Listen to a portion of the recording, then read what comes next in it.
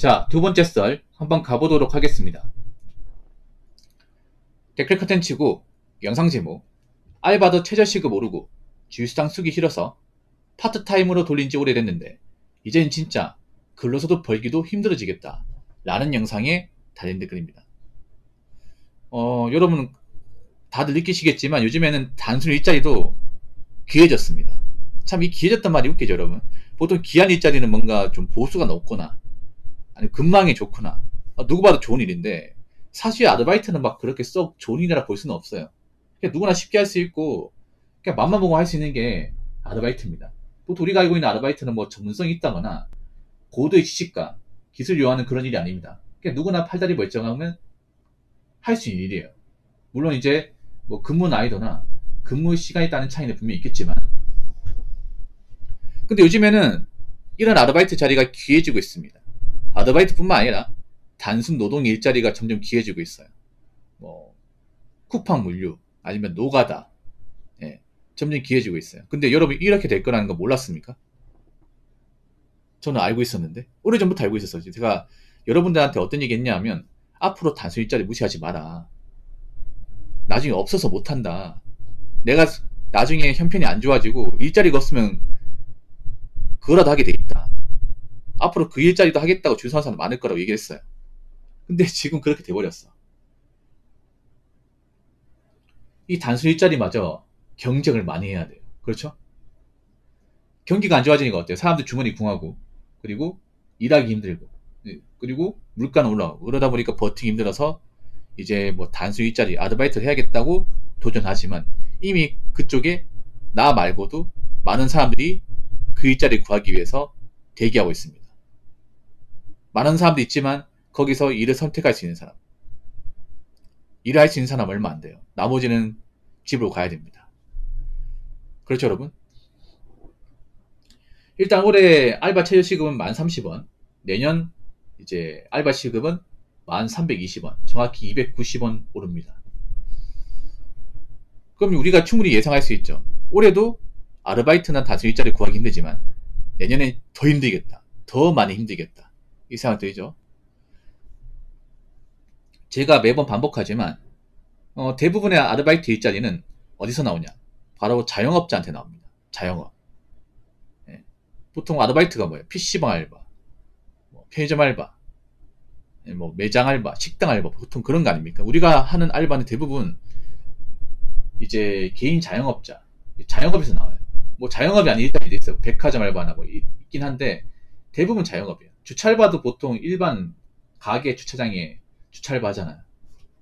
그럼 여러분 이런 아르바이트 자리가 많으려면 어떻게 해야 돼?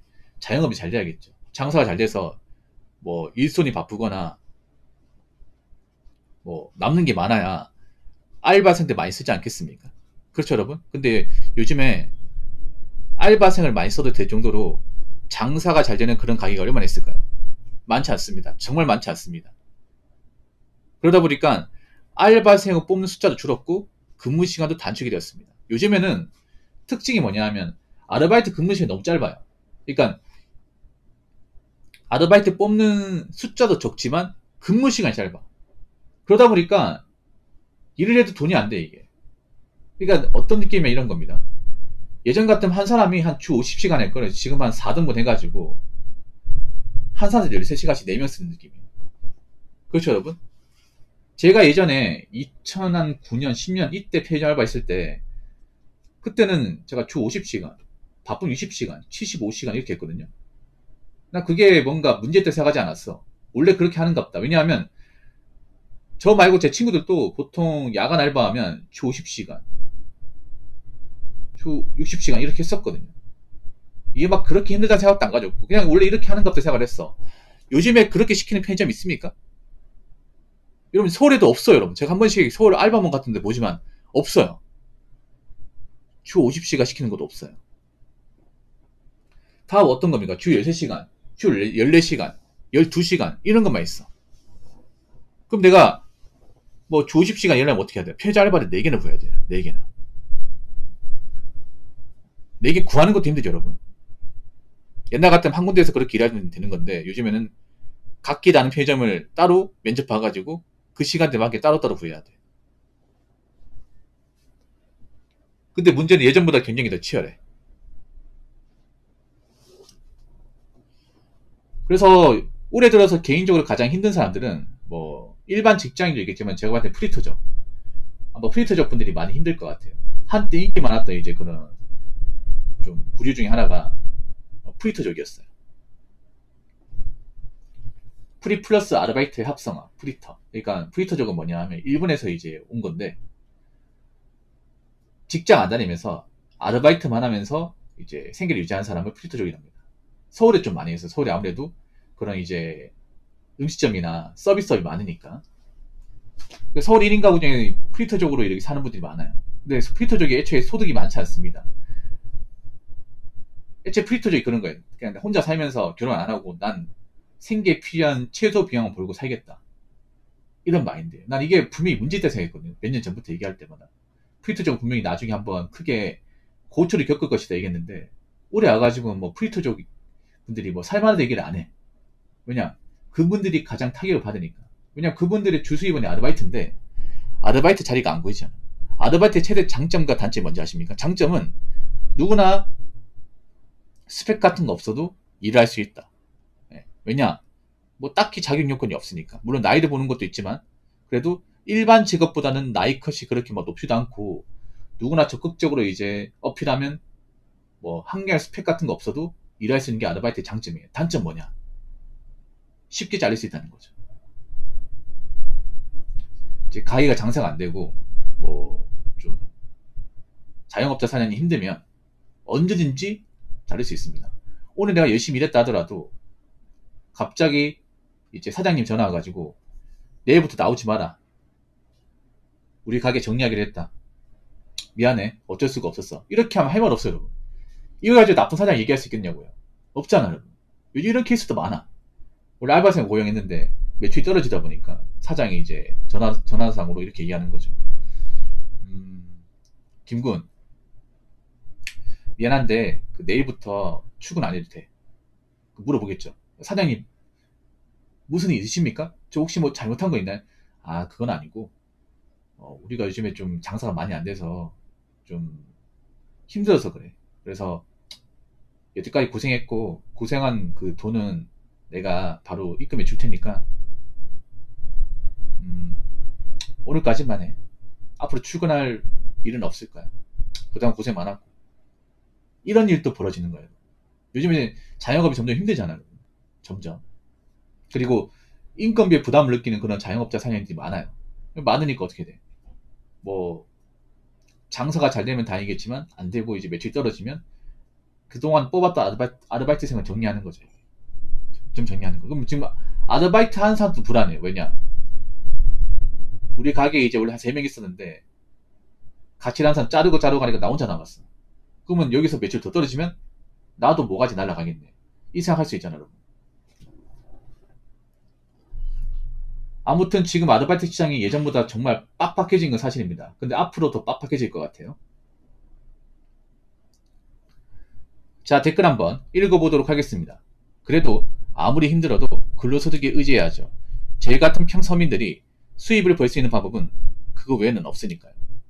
저도 투자나 코인 같은 위험한 거 안 버리고 근로소득에만 의지하는 중입니다. 그렇게 해서 제 보금자리와 집 마련하고요. 자산 굴리면서 노후 대비도 할 예정입니다. 라고 적으셨습니다. 근로소득이 가장 중요해요. 근로소득이. 그러니까 매달 직장 다니고 일하는 거. 근데 이게 쉽지 않죠, 여러분. 쉽지 않습니다. 나이 먹어서 더 직장에 살아남고 꾸준한 소득을 버는 거 쉽지 않습니다. 그래서 요즘에는 사람들이 월급이 뭐 그렇게 많지 않고 월급 가지고 돈 버는 게 좀 힘들다 보니까 뭐 투자나 코인 같은 게 노리지만 막상 일반 사람들 중에 투자나 코인은 잘 된 케이스는 없어요. 오히려 내가 힘들게 모았던 돈 날려버리고 손해 잔뜩 보고 빚만 져버리면 못 일어섭니다. 요즘에. 특히 서민들이 한 투자가 굉장히 극단적이에요. 극단적입니다. 뭐 아니면 도죠. 그래서 이 투자가 만약에 잘못되면 내가 투자한 돈을 다 잃게 된다면 내가 투자로 이제 손해본 거를 메꿀 수 있냐? 힘들어요, 여러분. 물론 근로소득만으로 이렇게 뭔가 이제 미래를 이끌어가는 게 좀 힘들긴 하죠. 그래도 어쩔 수 없어요, 여러분. 만약 근로소득으로 돈이 안 보인다. 그러면 쓰는 걸 줄여야죠. 일을 더 하거나.